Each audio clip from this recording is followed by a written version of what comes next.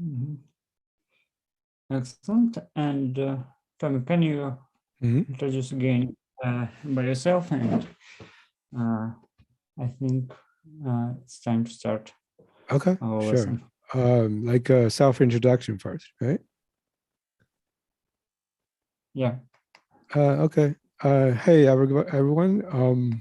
I guess I've met some of you, but some of you are kind of new faces. So I guess I'll try to introduce myself again.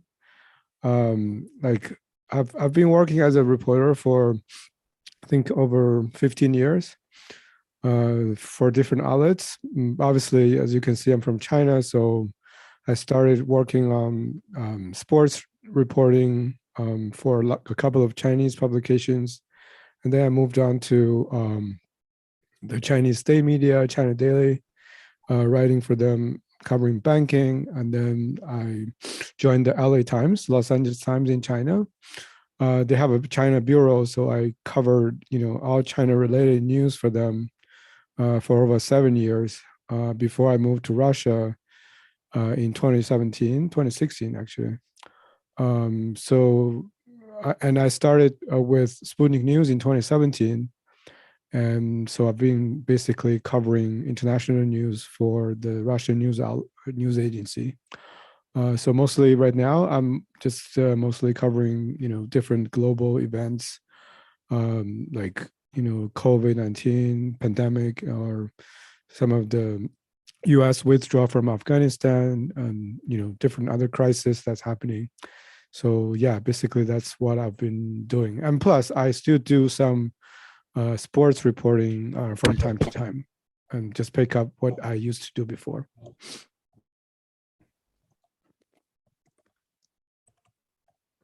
Mm-hmm.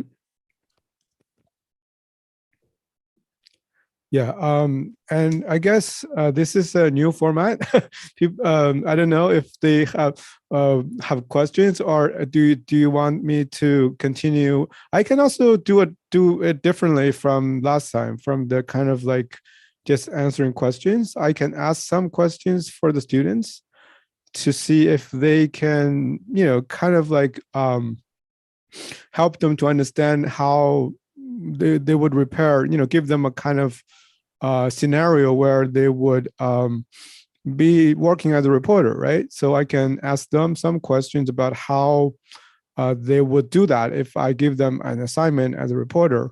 And after that, I think we could, discuss on that. And then maybe they have other questions for me about how to cover, different news, right? Okay. Yeah. Okay. Yeah. Okay. Great. So yeah, I guess I think next week actually, it's the Winter Olympics, right? That's going to happen in China. I think a lot of preparation for that. There's controversy, obviously, around that. But I guess my kind of mock question for all of you today is that obviously, we are doing this online meeting because we couldn't go meet in person, right? Because of the COVID-19 and pandemic. So I guess my question is, if you're a reporter today and you need to cover the Olympics, but you cannot be there in China, in Beijing, you have to do it remotely online and through, different ways of gathering information. So what are the options do you have to cover the games while you're not there, right? Where you're being away from, the events, and what kind of, ways of reporting would you can think of to cover the games, right? I mean, there are different options. Obviously, I can give you a couple. Like, obviously there are official, press conferences that they will be probably broadcast live on, Zoom or somewhere, or some of the other ways. But I just wanted to hear from all of you to see, what kind of ideas you have. And then, I can also give you some of my suggestions on how I would plan to cover the games if I'm not there, right? So anyone have any ideas? Like if, for example, today you are gonna, cover the Winter Olympics for, let's say, the Russian, Sputnik News, or First Channel, the news news agency. But the problem is you cannot travel to China because of COVID-19. So how would you plan to do your job? Anyone have any ideas? Yeah, just feel free to speak. I think you can just unmute yourself. You can already talk, right? If it's the situation, if I can't go to the China, actually, then probably I'll try to maybe analyze some statements of Olympic Committee. Okay, that's good. Yeah, and try to see how the situation changes with years, maybe with some countries with their allowance to go to send their sportsmen. Maybe I'll try to analyze this. Right. Well, I guess my question is also, you don't have to be there, but the idea is you need to gather information about what's happening, right? Who is going to win, like you need to report, you need to write a story about what will happen next week. For example, there will be an opening ceremony, right? If you need to cover the opening ceremony of the Winter Olympics, but you cannot be in the stadium to cover that. So what kind of story you can think of to cover I the... think Yeah, I think go we ahead. could ask for a comment from our athletes and from athletes from other countries, and we can Right. get some information from Olympic Games. That's good. That's one good point. How would you find them? How do you plan to contact them? But Oh, because from now you Instagram, cannot be maybe there, from right? Facebook. Okay, Facebook is good. Yeah. I don't know. Any other ways?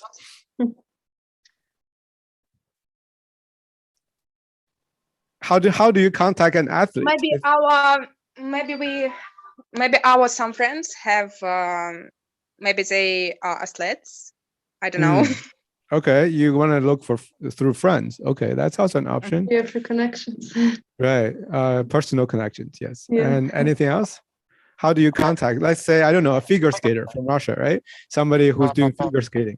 And if you want to find that figure skater to interview before the opening ceremony of the Olympics, how would you do that? So just now we had answers from Facebook. I think we could ask a person who understands this information. Okay. Know like, something about it. Who? What kind of person is that?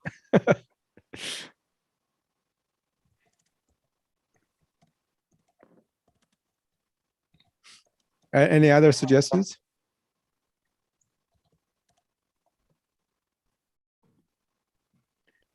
I guess one way, I think the Facebook is a good starting point, but I think I would say in general, social media, you obviously including Facebook, right? You have Instagram, you have Twitter sometimes, and that's one important method to contact them.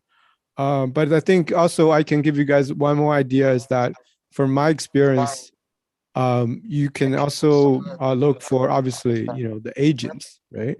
And that's also one important way to contact the athletes is that most of them, they work with different agencies that represent athletes.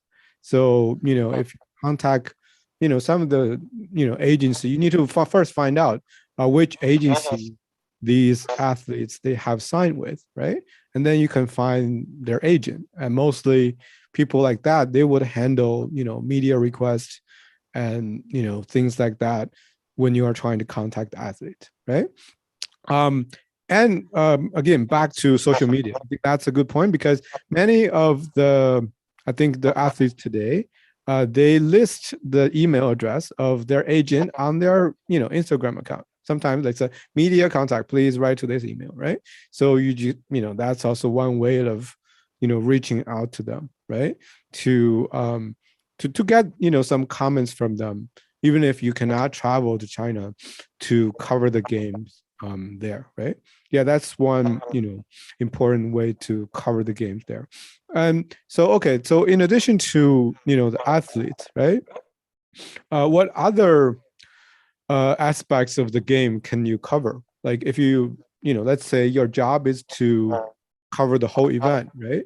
Not only about athletes, but the Olympics is about everything, right? It's about the game itself, can also be about culture and things like that. So what other stories can you think of to do in addition to just, interview with an athlete, right? Any suggestions? Maybe we can talk about athletes, about their lives, and I don't know. Okay, lifestyle story, right? A lifestyle story about athletes. Okay, anyone else? I think that it's not only important to talk with athletes, and also it's important to cover the preparing for the ceremony and Okay, that's something good. like that. So, well, if you need to cover the ceremony or something like about history of Olympic Games or history of the country in which these games are, so you can try to contact local medias, for example, Okay, like to find their, for example, I don't know, official website in internet and okay. contact them. Right. Yeah, that's all very, very useful too. Yes. Anyone else? Other story ideas, or and then I can give you some comments too. Yeah. In addition to contact local media, or writing about the culture of the country, which is the host China, what other stories you could do while covering the games? Anything else? Okay, so I guess I think those ideas are all great. For example, with covering the culture of the country, right? Let's say you want to do the preparation about how they did the the opening ceremony. Again, how would you do that story? Who you plan to interview if you need to cover the how China prepared for the opening ceremony? Like who you want to talk to? I'm not really interested in sports, to be honest. And Right. actually, It doesn't have to be sports. It's just like yes, it's just a story, right? It's just like the job. Sometimes we have to cover the stories we don't like. That's also the nature of reporting. Is that we sometimes don't get to choose what kind of stories we can cover. Sometimes we don't like to write about business or about sports, but then you just find a job that you need to cover this thing, right? So that's also what happens with us sometimes as reporters. So yeah, I mean, how do we plan to do the job, right? I mean, just think of it as reporting task, not as like, oh, I'm very interested to know, but when it's your job, you need to collect basic information about it. You need to write a story about, for example, you said we want to write about how people prepared for this opening ceremony, right? So the job is to do this, and how do we do that, and who we can interview?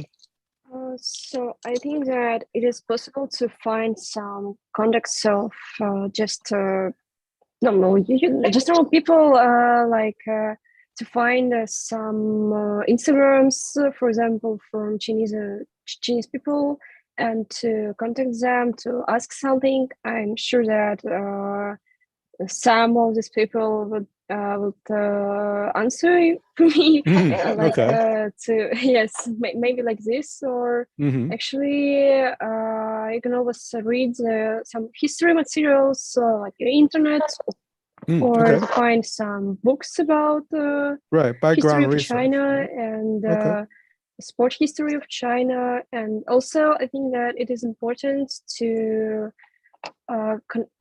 watch or to listen some materials from Chinese media to understand how actually they are talking about the situation and Olympic Games. Right. Yeah, that's very good. I would just only add that your suggestion to say, okay, let's contact Chinese media, or at least read their story, right? And that's always important because you need to, when you cover a story about a new country, no matter it's China or Russia, even America, you want to write a story about the country. Mostly local media, they would have a lot of more in-depth coverage because they have access to different people, right? They have access to, the people who were participating in the Olympic, opening ceremony, people who did the preparation. They will have different stories, and you can, through the local media's reporting, and you can find the people you want to contact. Because, for example, like you said, you don't know who you want to contact when you were given this job, right? But when you read Chinese media reporting, you will see the names of the people who were doing those, preparation, right? So okay, now I need to contact this person, and he's in charge of, for example, the director of the opening ceremony. His name is actually Zhang Yimou, whatever. So now oh, I want to talk to him because he's the one who will be directing this opening ceremony, right? So when you read the stories from the local media, you can find, there's specific people you need to contact for your story, right? I think that's a very important skill for you. No matter what kind of stories you do, you always need to, read first, understand, what is being covered in the local press, and then from their reporting, you can identify, the people who you want to interview for your story, right? I think one point which I think everyone was a little bit just overlooked that is, I think, I don't know, I think in Russia, they also prioritize this, which is the official source, right? Like, if, for example, you want to cover the, Olympics in China, you can also contact the, Chinese, whatever, Olympics committee, right? And they should have some, a list of press contacts on what kind of access they would have. I think it's also important to have some of this information as well, in addition to the kind of independent reporting you do of, like just ordinary people or people you want to contact yourself, right? But then there's always like the kind of official statements from the Chinese Olympic Committee, the kind of interview, or even sometimes they will say, oh, we have a person who can be interviewed by the reporters, right? So I mean, I'm saying that even if you're not there to cover the games, but you can still have access to the same information even if you're not in China, right? I mean, you can still access that information. I'm sitting in Moscow, I can still write the same story as a person who's sitting in Beijing IOC Center, and they are actually having exactly the same access as me. That's also my experience as a reporter. Sometimes, you go to like an event, you feel like you're there, but actually your access sometimes is not even more than people who are sitting, thousands of miles away. For example, I was in Singapore to cover the, meeting between Donald Trump and Kim Jong-un. But what they did was they put us in a media room, which is far away from other meetings, and you can't even see Kim Jong-un or Donald Trump. Like your job is just to watch a TV screen in the press center, and like, yes, you are in Singapore, but the access you have to the meeting between Kim Jong-un and Donald Trump is the same as the person who's sitting in Moscow and watching the same TV screen, which is being broadcasted, right? So that's what I'm saying is that, in today's age, because of the kind of, Zoom meeting, because of, live, like we have, like this one is live on YouTube, right? So I'm saying you can also just, again, watch the same kind of press conference through the internet. And that would also help you a lot, just in terms of, getting yourself familiar with the information you need, and, just to try to kind of, collect enough background information so you can. So actually, I think even in today's age, even if you're in Moscow, I don't think you're missing much when it comes to like actually, having access to information, right? Okay. Yeah. I think that's the point I, wanted to add to that. So, okay. Yeah, that's good. Any other suggestions on what kind of stories you can do? We talk about, I think the opening ceremony and things like that. What about the cultural story? Like if you need to do a kind of background, for example, you're representing Russia, right? Your job is to introduce to the Russian audience that what this Olympic Games mean for the locals, for the Chinese community. And how would you do that if you, again, you can't travel, right? You are here in Moscow, but how would you do a story about, you need to explain the game to the Russian audience of, what Chinese people think of this? How do you do this story? Any other suggestions? Maybe we can talk about sports as an art. And after all, many buildings and monuments are being erected for Olympic Games. Okay. Right. The venues, right? You're talking about the different venues and, the facility, right? Okay. Yeah. Right.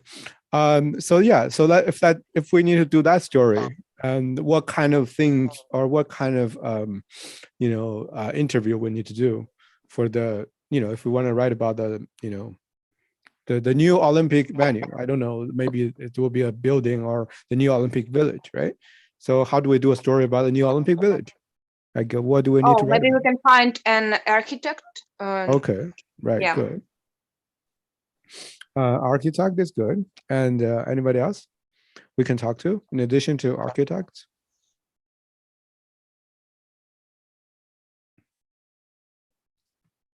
And maybe we can get some information from books, from, I don't know, from... Right, material, again, background information, yes. Good. Yeah, I think that's, also good. I think if we look back at the Summer Olympics, do you guys remember Tokyo, right? In Tokyo Olympics, there was also a story about, the Olympic Village in Tokyo. Do you guys remember what those stories were about? Who appeared in those stories? Do you remember that? Tokyo Olympics. Well, what happened there? Anyone read the news? No? No. Okay. It's okay. I can give you some examples. I think for the Tokyo, I'm using the Tokyo Olympics as an example, right? For the Tokyo Olympics, what we knew about the Olympic Village, it's that their beds are made of paper boxes. Do you remember that story? Oh yeah, Right? remember. They are sleeping on the beds, which are made of paper boxes, right? Yeah. And how did we get that story? Is that we, again, obviously we need to talk to the organizers, right? Who, allowed the press, there are already video. But again, if we can't go to Tokyo, how do we report? Okay, there's a new bed that is made of paper.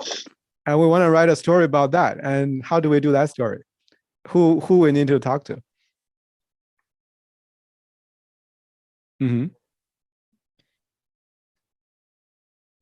Any suggestions? Who we can interview for the paper bed story? All these beautiful beds. To ask him or her, like, why are they made of paper and what is the main idea? Okay. Or actually, we can talk with people who live there and who actually sleeps on this bed. Yeah, that's all good. Yeah, I mean, basically, just like people who came up with this idea of making paper box bags, right? Either it's a company or some special environmental conscious people, right? To talk about who have the idea to make the paper bags. And obviously, you said, like you mentioned, people who will sleep on them, right? The athletes. I think one interesting example might be you might need to talk to some athletes who are bigger, right? Like NBA stars or somebody who's heavy, because sometimes, if they're made of paper, maybe the bed cannot hold them, right? So maybe, you need to talk to them about, like, are you worried that the bed is strong enough for you? Things like that. I think that's one, possibility of doing this story. And at the same time, I think because again the idea of paper box bed is about environmental friendly, right? So when we do that story, We can also talk to people who are, environment experts, right? Like people from Greenpeace, other, environmental organization to get their comments on how important it is to keep the, Olympics environmental friendly, right? No matter it's paper bags or, making the whole Olympic village recyclable after the games, and they have all different plans, right? So I think, again, when you do those stories, you also can include people who are experts who can give you a comment on, the value of, environmental friendly proposals during the games, right? Yeah, I think right. I think that's and okay. I'll give you one last one on the coverage is the results, right? Like if you need to cover the results of specific competition, let's say you need to cover, again, let's say figure skating, right? I think Russia is very good at that, figure skating. So if your job is to cover figure skating competition, and how would you do that? What kind of information do you need to cover the figure skating competition? For example, there will be Russians doing that, Chinese doing that, Americans doing that, maybe somebody from Europe, right? They all good, figure skaters, right? So how would you do that story? Well, first of all, you need to understand what actually figure skating is and to read something about it, about the sport, about the history of the sport. Because if you are writing about something you do not know, you actually need to understand what are you talking about or writing about. Right. Yeah, that's good. Well, actually, I think that some information about figure skating will actually reach people who are interested in figure skating or who are maybe figure skater. Okay. Sorry, my cat really wants to listen to you. So, hello. Hello.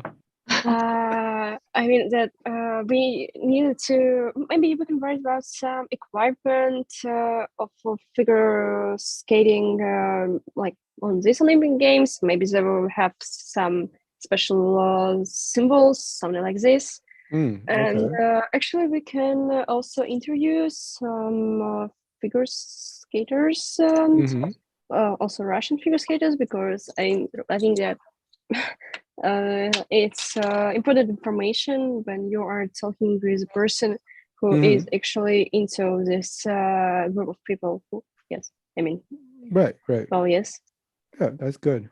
Any other suggestions? Maybe we can actually find some new, learn about some new participants that weren't in previous years. That just passed this. Right. Yeah, that's a good point too. Yes. Yeah.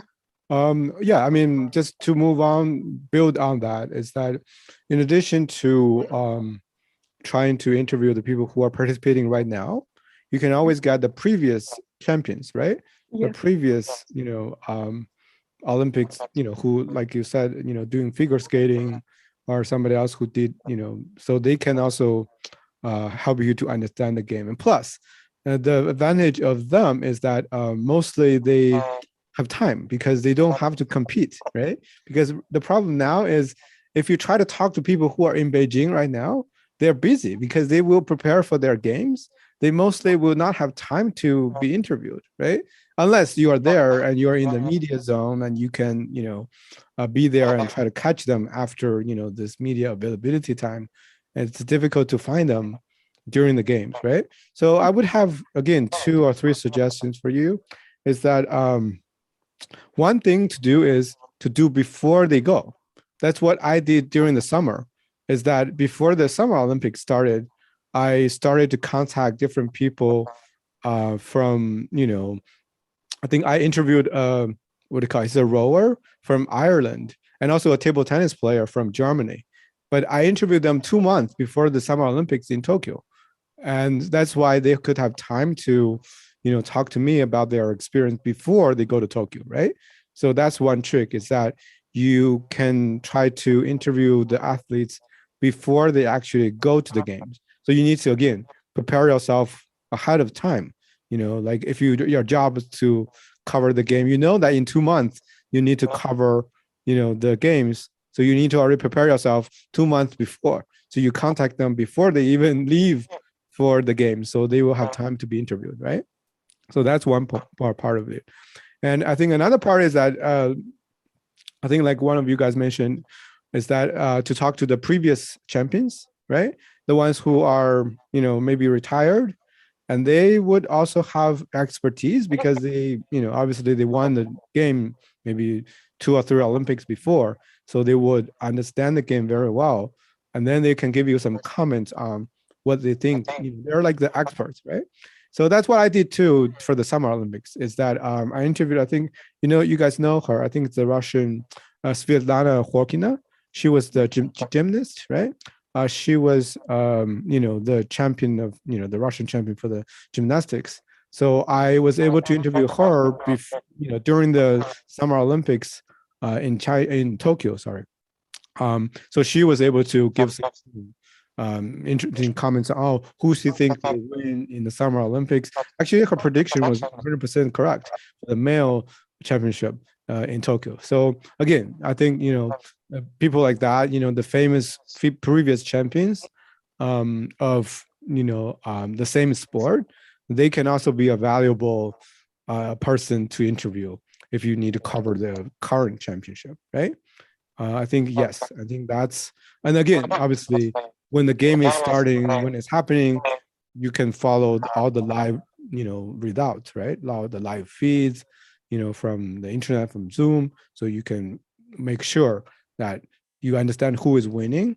And after they win, maybe, you can, again, contact their agency, contact their agents to say, oh, can you do an interview with us after the game? That also works, right? For example, if some Russian athletes wins figure skating in China this time, and you can already contact them before, and then when they return to Moscow, and you will be the first one to interview them, right? I think that's also one, good trick to kind of understand how to cover these event, right? Yeah, I think, that's kind of, my drill for you today. So yeah, I mean, now it's up to you guys to, if you have any questions on other kind of stories or you're interested, you want to understand how to cover them, I can definitely share with you some of my previous, experiences on how to do those stories, right? Or just about not only about specific story, or can be about, the journalism industry in general. Yeah, I mean, if you guys have any questions or concerns of, how to do this, right? Okay, now the floor is yours. Okay, anyone have, any ideas? Any questions? I have a question, but I'm I'm sorry. As far as I know, China has very strict censorship, like for everything. So I'm interested in, have you ever had some problems maybe with this, or have you to look for a way around it in your activity? And if yes, so how do you do it? Okay. I think this one can be answered in different parts, right? First is, yes, there's very strong hand censorship in China, and everybody knows that. The second part is, how do you deal with it as a reporter, right? So I think the key is to, how do I frame this? Is that, first of all, you need to understand which media are you working with, right? If you're working with a Chinese state media, or the media that, in general, if you work with any Chinese media, your freedom is very limited, right? Because all the Chinese media are very strictly controlled by the government. So, like, if your job, like, for example, if you're working for, the China Daily or some of the, even not the official media, but just any Chinese language media, you don't have a lot of freedom because your stories will be killed even before they can be published, right?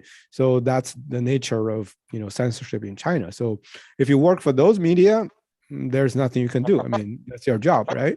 I mean, you cannot write a story which I mean, you can write the stories, but if they don't publish them, your stories will never meet any light of day, right? So why do you waste your time write a story nobody can read, right? So yeah, that's one thing, is that you understand which media are you working with. So again, if you work for Chinese media, you already know you don't have a lot of choices, right? You just have to deal with this. So that's one thing. So another part, obviously, that's what I did too, is like I don't want to be restricted by a lot of the censorship. So I went to work for the US media, right? I work for the LA Times. So in that case, I have freedom. I do not, the Chinese censorship does not apply to my story because I work for the LA Times. I can write any story I need about China, about, different crisis, different, scandal, I don't know, Xinjiang, some of the other, more sensitive issues. That also carries risks, right?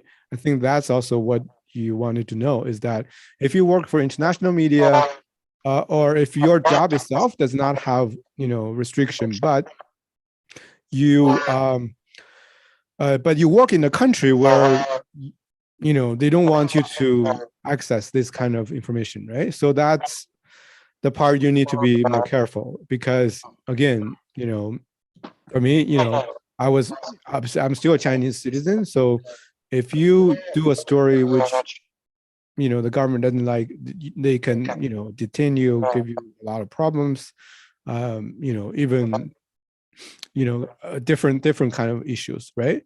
So that's also a risk you need to consider for yourself. Like, are you ready to do that or not? Are you ready to put your life at a certain risk to do the stories that you want to do, right? As a reporter, I think you need to also make that decision for yourself. Nobody can make that, because that's your life. Because if you do something like that, and you have to face the consequences, right? If, for example, you go interview somewhere, or you go to some city where the Chinese government doesn't want foreign reporters to be in, and you'll be having problems, right? So that's the risk you need to take for yourself. And then at the same time, okay, let's say you're brave. You just love freedom. You just love, the kind of like to uphold the kind of ideal of journalism. You just want to do those stories. And yes, you can do those stories too, if you want to take the risk, right? But even if you're willing to take the risk, there are also different ways to be smart about it. Because sometimes if you're very aggressive, for example, let's say Xinjiang is blocked off, right? The Chinese government doesn't want you to go to Xinjiang. They don't want you to report anything on, the camps and those kind of problems. And if you want to just go, like, I just want to buy a ticket, I just want to fly to Xinjiang and see for myself what is happening there. So if you only take this approach, that will most likely not be successful, because as soon as you buy the ticket, and they will already see, oh, there's a journalist coming. So all the trouble will wait for you, even when your plane is landing, right? When you come out of the airport, there will be always police waiting for you at the gate. So you can't really go anywhere, because it's already you're already under control, right? I think it's not only in China. I think many other places, the reporters are always the target. I mean, sometimes you are even surprised, like how the local authorities are so well prepared, right? And then the same thing with activists. I think many people are, like, you go somewhere, you don't even know, oh, when you come out of the plane. So yes, I think to deal with this, again, I'll give you my kind of experience on this, is that you need to be very discreet, right? You need to hide yourself. I think that's one very important lesson for a reporter, especially if you're working under an environment that is more not as free, right? So when you're working under that kind of media environment, you need to understand how to hide yourself, how to blend in, right? So the trick is, you don't, announce to everyone, I'm going to fly to Xinjiang tomorrow and do that story. Most likely that's not going to work. So what you do is that you do your homework, right? You prepare yourself. You find people who, were, maybe they were sent to those camps, and you can contact their relatives. You can contact their family member. Maybe some of them are not living in China anymore. And maybe, I think many Uyghurs, their family are living in Turkey. So you can talk to people in Turkey. But they also understand what's happening there because their family member was in those camps, right? So that's one way to do those stories. And then, in addition to this, getting around of the reporting, like we said about covering the Olympics in China, right? We can't go to China, but we can cover Olympics in China because we can report around it, right? We can talk to people who understand this, but they already have experience with this, but they are far away, right? So they're safe. So that's one way, and to do the story around it.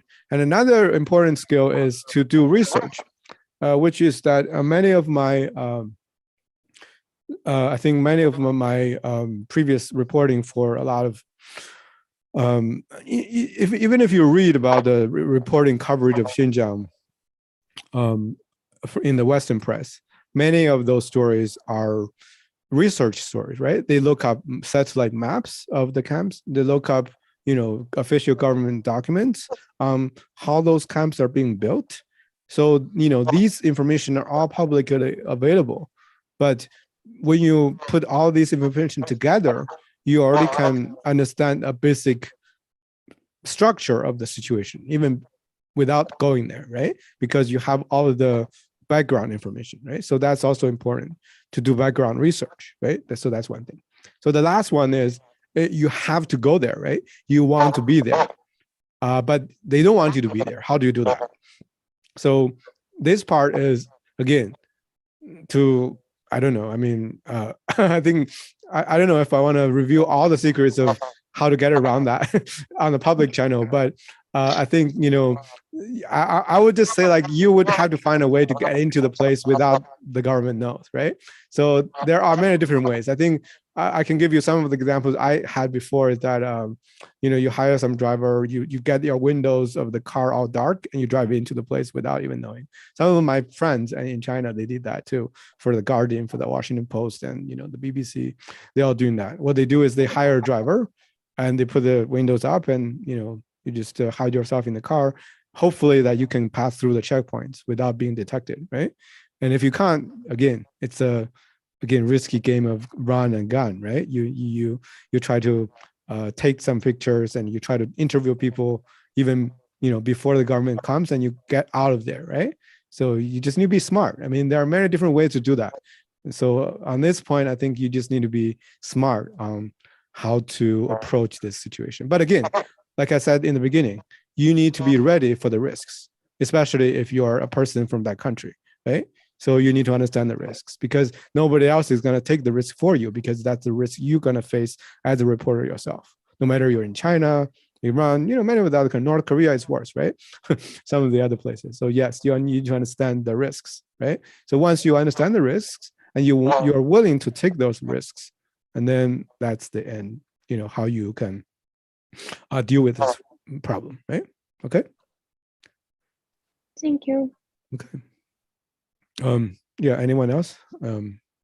Any other questions or?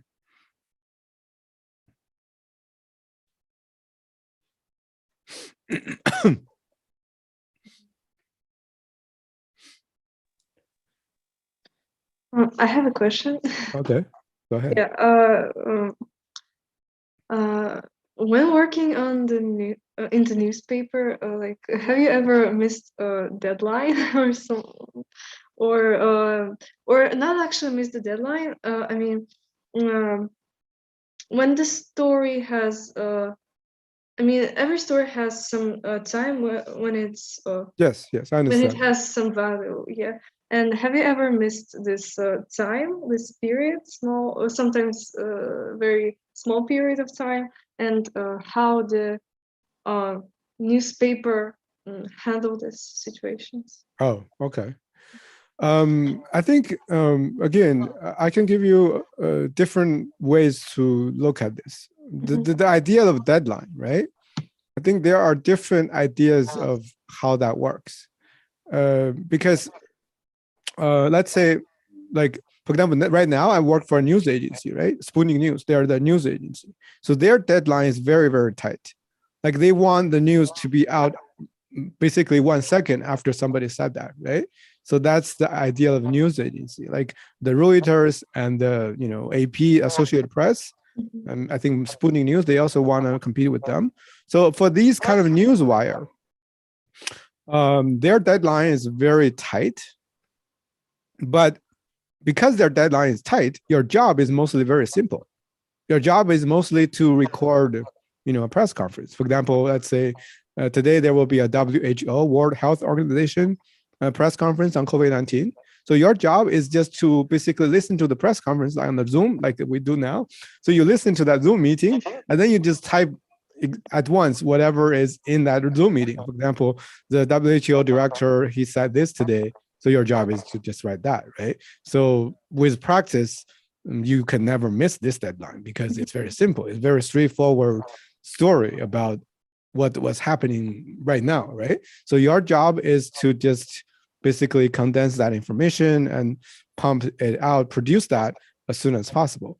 So in this kind of reporting, basically you work with the deadline, but I think as long as you have, sufficient training, you wouldn't miss that. I think the more you do, the more experience you have, and the faster you can type those stories, right? So it's about how do you train yourself to basically write these stories in a very fast way, right?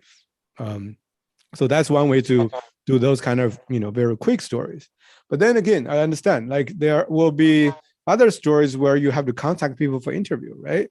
For example, like they want like a reaction, or you do a story, I don't know, for the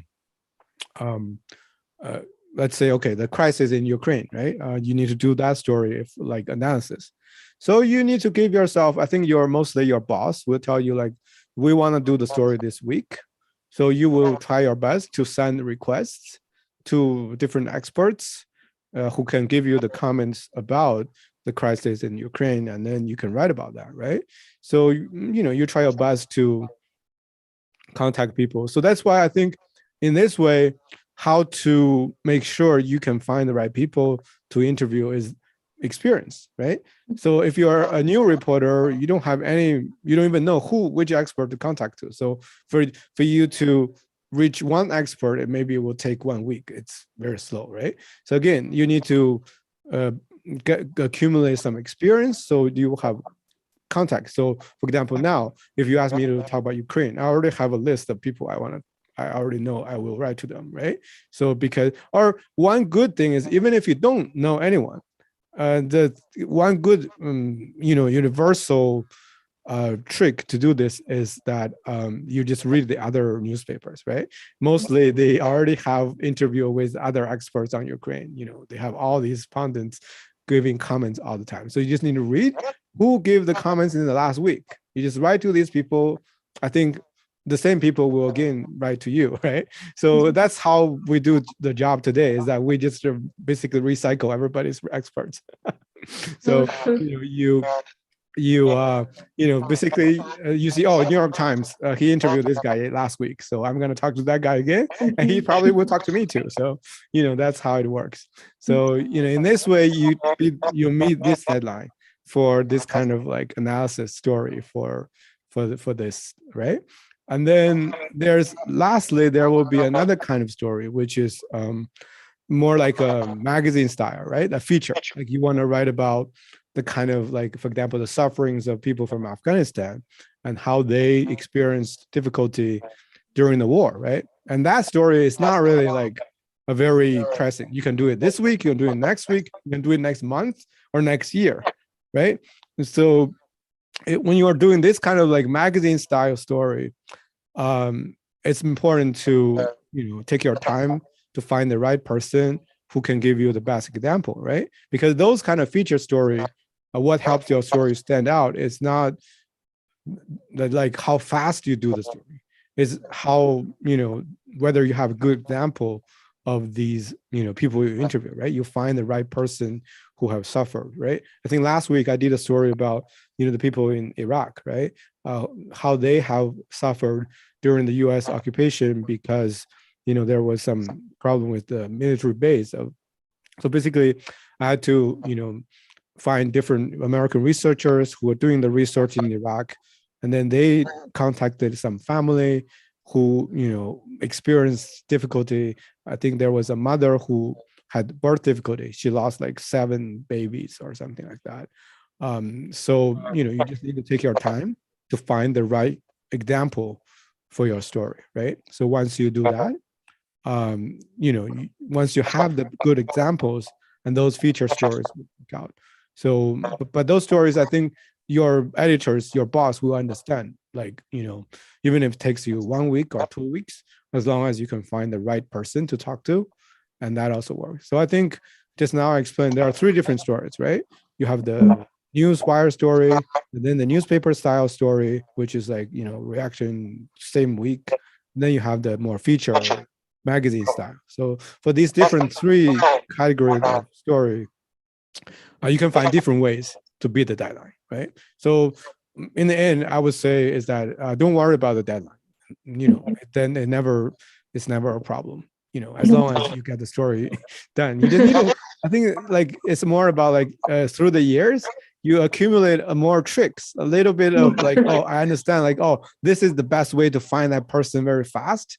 Then like I spent 2 days, I can't find anyone, right? So again, it's about how, that's why in the beginning I was telling you, like, you need to think how to find the right people to interview, right? So once you already think in this way, when you are given a story to do, you already know who you will contact, right? So once you have this, it's already half of the job is done because you already know who you want to interview. And then once you know this, the rest of it is just do the interview. And once you do that, I don't think you will miss it because you just need to write the story, right? Or if you are a TV reporter, you just need to produce the video. So yeah, I think that's so. To sum it up, I would say, yeah, don't worry about the deadline. It's not a really big problem. Thank you very much. Good. Okay. Yeah. Okay. Go ahead. I have one more question. Mm-hmm. If it's possible. So you said, as you said, you have experience of working in media of China, Russia, and the United States, right? Yes. Yes. Yes. So, but these countries are completely different, and I'm pretty interested in what is, in your opinion, the strongest difference between those countries and between the medias, social medias of those countries. Okay. I think again we're comparing 3 different countries, right? China, Russia, and the US. Again, I think it depends on how do you approach this. If you talk about general media freedom, like you asked before, right? About how free, how much freedom do you have to report? I would say obviously China is the most not free country where you have a lot of restrictions. Russia is kind of in the middle. You also have some restrictions, obviously, but you have much more freedom than China. For example, in Russia, you can write a story about Putin and think nobody's going to say anything to you, right? But in China, if you write a story about Xi Jinping, and you probably will have a lot of problems. So I think that's a difference. I think that's an example you can have about China and Russia, right? How do you compare these two? It's like Russia, you have the freedom to, do a little bit more, but there are some limits, right? In Russia too, like some things that you need to be careful. Also, I think the laws are also different. For example, in Russia, I think they have laws about, some information about younger kids and, LGBT community, things like that. So you need to also understand the law, right? So even if you don't agree with the law is law. Like if you violate that law in that country, you will face, again, problem. In China, for example, they don't want you to go to Xinjiang, and if you get caught, and you could go to prison, right? So that's the problem, is that, in China and Russia and in the US, obviously, it's much more, you have much more freedom, but the US is that you need to understand which media you're working with, right? Because in the US, you have also, different media camps, biases, right? You have media who are more like the mainstream media, like CNN, New York Times, Washington Post, and all the big names, right? These media, they are mostly presenting, the kind of like politically left agenda, right? Progressive value. They support immigration. They support LGBT rights. They support, racial movements, Black Lives Matter. They support all these movements. But then you have all the other media like Fox News and New York Post. And so you have this group of media in the US. They're much more, supportive of Donald Trump. And so that's also the kind of difference, right? Because if you work for different US media, you also will face a difference in terms of freedom, right? For example, if you work for the CNN and you want to support Donald Trump, and that's very difficult, right? Because again, it's about the choice of that media, right? So I think this the kind of like, I would, it's not really like a same censorship, but it's kind of like the kind of restriction you would face even if you work for the US media, right? So I think that's the kind of difference on US media, because you need to know which one is on the left. Again, I'm talking about political, right? Political left and political right. So with US media is about, you need to understand which media are you working for. And on Chinese and Russian media, I think it's just basically, if you don't work for the state media, you generally will have more freedom. But with more freedom, you also will face more restriction. I think in Russia too, like if you work for TV Rain or Echo Moscow, I think you have more freedom, right? Or this other one called Novaya Gazeta, right? It's also like one of the more independent media. So once you work for these ones, obviously you have more, space. And then if you work for Russian state media like me, Sputnik News, TASS, or some of the other more first channel, but again, that's the big picture, right? I will give you another example. Let's not talk about censorship. I want to give you a different example. It's not about censorship. It's about how people work differently, right? The work culture. I think this is also interesting because I think the Chinese work culture and the Russian and the American work culture is also very different. From my experience, is that the Chinese work culture is very top down, right?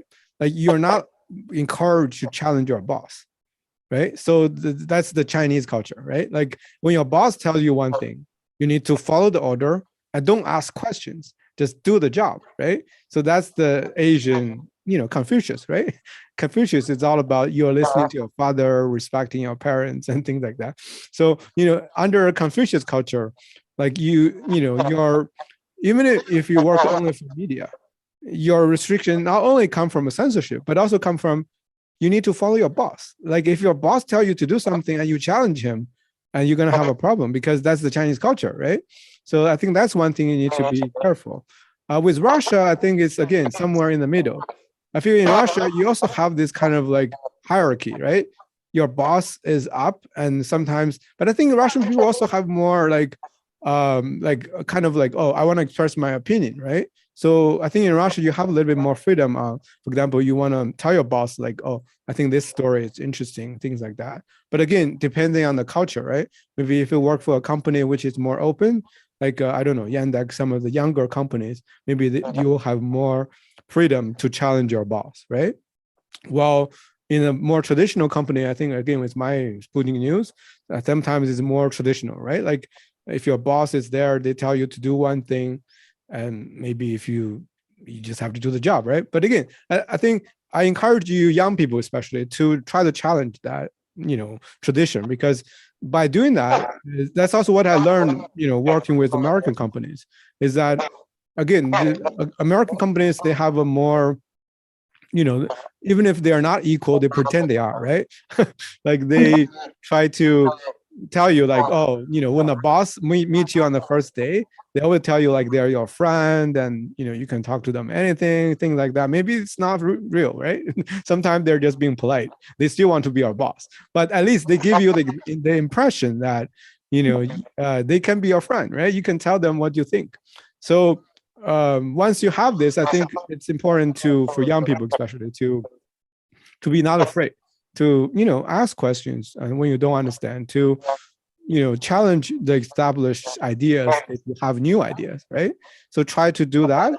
And, sometimes if you prove yourself that, you have a new idea, a new story you want to cover, and then you prove to your boss that I can actually do the story and it's very interesting.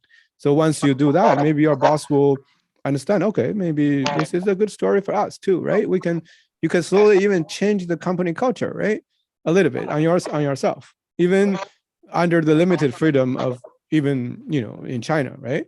Once you work this dynamics with your boss of, the hierarchy, right? You can start to ask questions and start to, push some limits. Maybe in the end, you will have more the kind of freedom, or maybe more like, again, maybe even to the freedom to write the stories you want to write. Like just now you said, maybe you don't like sports. You want to write a story about culture, about music. I don't know. So once you prove that you can do your job well, maybe you will have opportunity to cover the stories that you love better, right? So I think, that's also one thing. The difference between these three countries is that, the kind of work culture difference, right? You need to, I would encourage young people to always be ready to challenge the kind of existing habits. But again, it's very difficult. Even in America, I think it's, some people are very traditional. They don't want to listen to the younger kids. So, just try to, even if they don't listen to you sometimes, be patient and try to prove to them with your work, right? Prove to them that you can do the job. You can get that interview. You can write the story very well. So, once you prove to them you can do this, I think, people are gonna start to believe in you, right? So I think, this is also important, no matter where it is, right? Okay. Yes, thank you very much for Cool. answering. No problem. Yeah. Yeah. Anything else?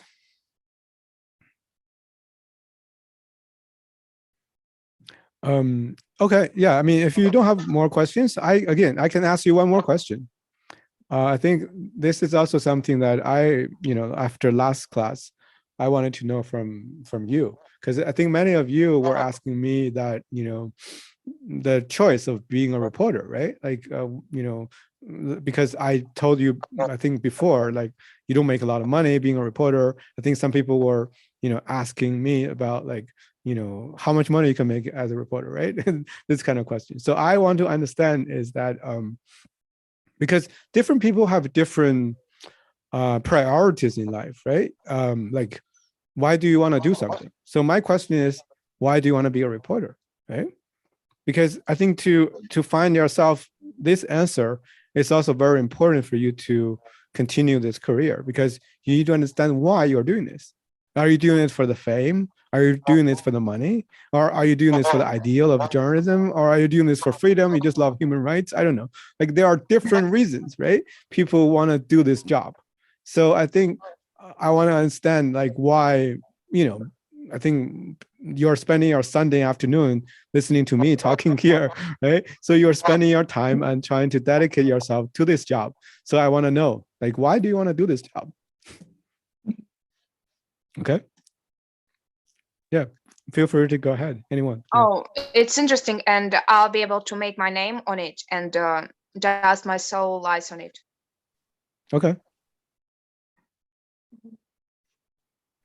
No, I'm just I don't know. It's pretty funny story about why I want to be a journalist, to be a reporter. So I was trying to find myself in different ways of learning. Like, I was trying to draw something, to be a musician, and like a lot of other things.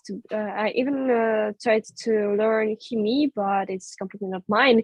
So I understood maybe when I was 13, I guess, that I like to write something. I like to communicate with people. I like to read about new things, to learn something new, and just for me, life is like but life is learning for all the time. And I Mm. think that the work of journalist is a good opportunity to realize yourself as a person who just as a person. And it's a good way to communicate with people from different countries as now. Well, and to know a lot of and to know and to understand a lot of new things and a lot of different opinions. So for me, it is maybe just like a way of development, I guess. Mm. Okay, cool, interesting. And anyone else? For me, journalism is maybe some opportunity to enlighten people. Either it means provide them with some, I don't know, independent thinking skill, or either it's just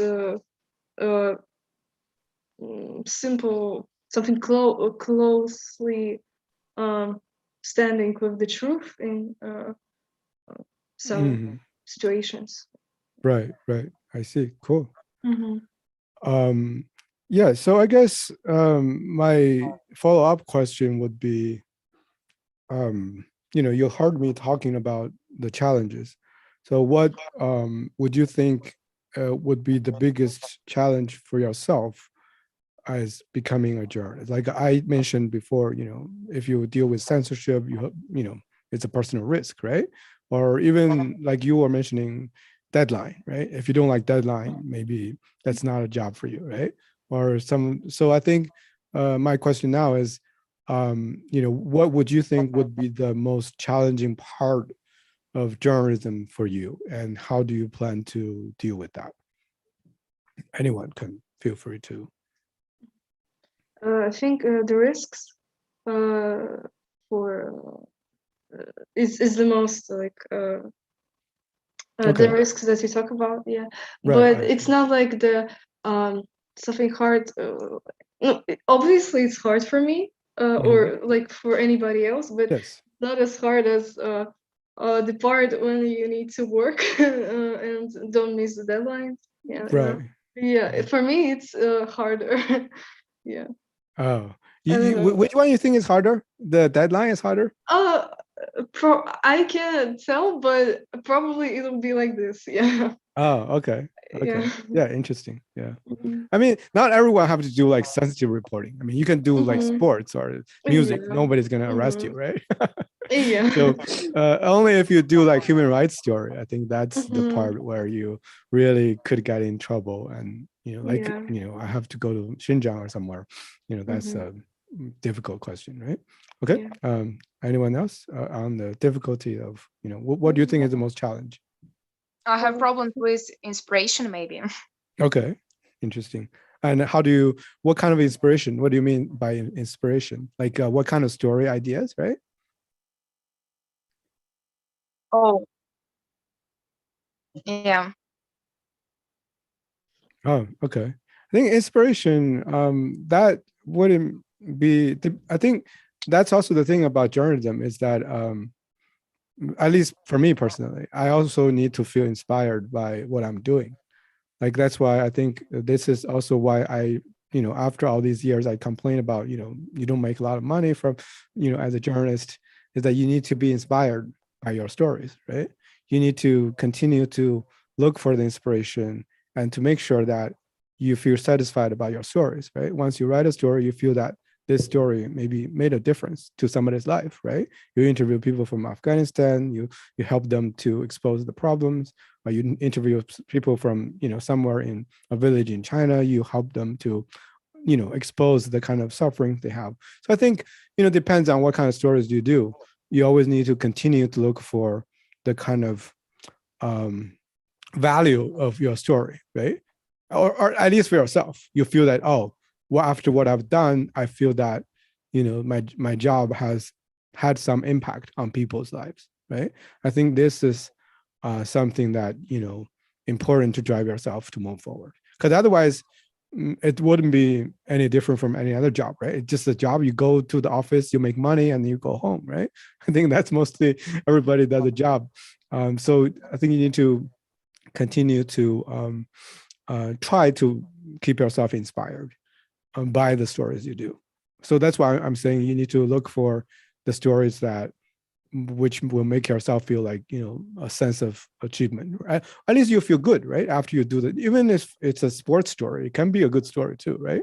It doesn't have to be political story or human rights. It can be any other, even, celebrity or any entertainment story can also be interesting. But again, it's about the story itself that you would feel, that's the good story I've done. Many people are reading my story and it's, very interesting. So yeah. Right. I think just now Sophia was trying to talk about the challenges, right? Yeah. Yes. For me, the main challenge now is fighting complexes and fighting fears, for example, judgment of public. And it's pretty hard for me to believe in my strength that I can write interesting, or like people will be interested in my materials, in my stories, in my in work that I do. So for me, the main challenge for me is finding myself, I think, like to do this work. Interesting. Yeah, I think on that point, I think I would add that obviously, everyone has different strengths, right? You can say like some people have the more personality to be, a reporter. Some people don't.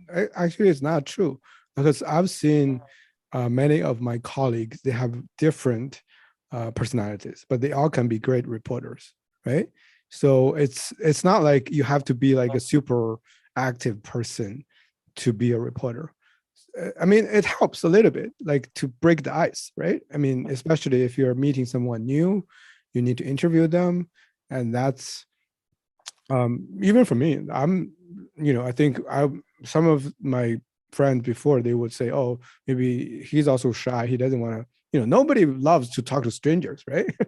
I think that's the human nature. Like nobody loves to be bothered by strangers. So, but again, I think for people with different personality, you can still do the job. Again, like I said, if you are shy, like you don't want to, grab someone in the street and talk to them, and you can do other stories, right? There are many other stories you can do. For example, like we said just now, you also had some ideas about who you want to interview, right? Once you have a goal, for example, I want to interview that person. I know that person's name already, right? I know, for example, we're talking about Olympics. We want to interview the director of the Olympics, or somebody who participated in the opening, you already have the name. So that person's already not very, strange to you. And then you just need to find their name. Once you contact them, very specifically, like, even you're finding me, right? You can look up my name, find me on Facebook, Instagram, send me a message, and it's already a conversation, right? So it's already one interview done. So the interview can be done in different ways. It doesn't have to be like always you're the super active person. I think everybody, that's why I always stress on research, right? To do background research, to prepare yourself. Once you do very good research, any story is the same story. You wouldn't even feel that you're, because you're into the story, right? You need to get your brain into the mode, right? I'm focused on getting the story done.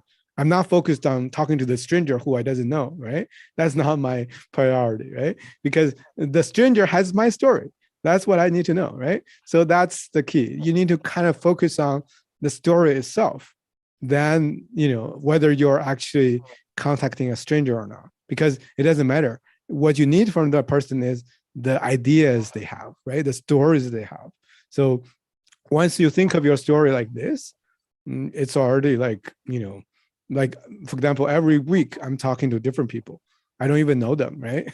But again, in the end, I think I don't even remember who they are sometimes, but I remember their story. But that's enough for me, because for me, I just need their stories, right? To tell a story about Iraq, about Afghanistan, about COVID, about different things, right? So when you focus on the story itself, I think you can overcome some of that, fears you talk about, right? Once you get yourself comfortable with that. And again, also, I think if you're a shy person, I actually have some friends who are really shy. Like I'm even shocked. Like they are so shy as a reporter. Like I feel myself is shy. Like I met a Washington Post guy. He's American, and I meet him. He doesn't even say like 5 words to me during like 10 minutes, right? So it's like I'm always shocked, like how he can be a reporter. But if you read his story, he has really great stories. But how he does that is that he does great research. He's a very patient person.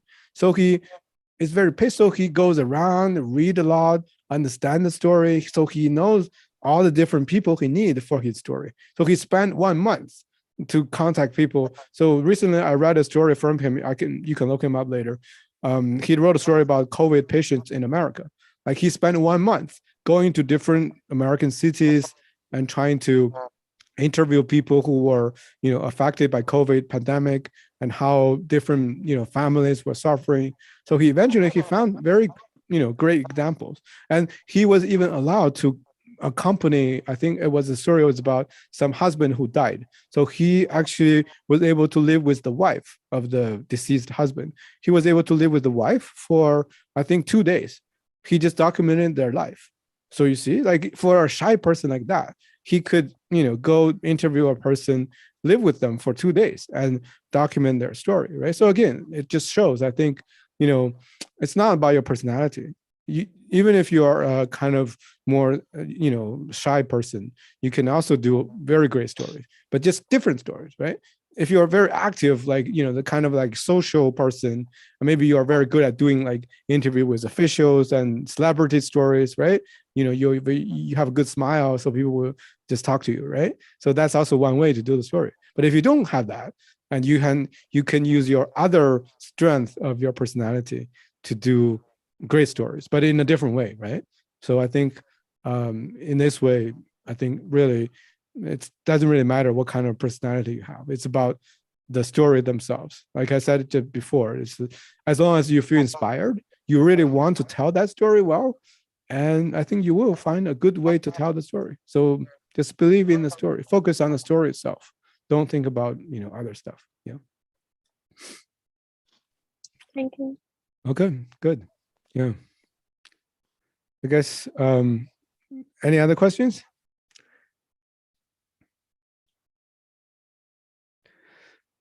Yeah, I guess if not, we can call it for today.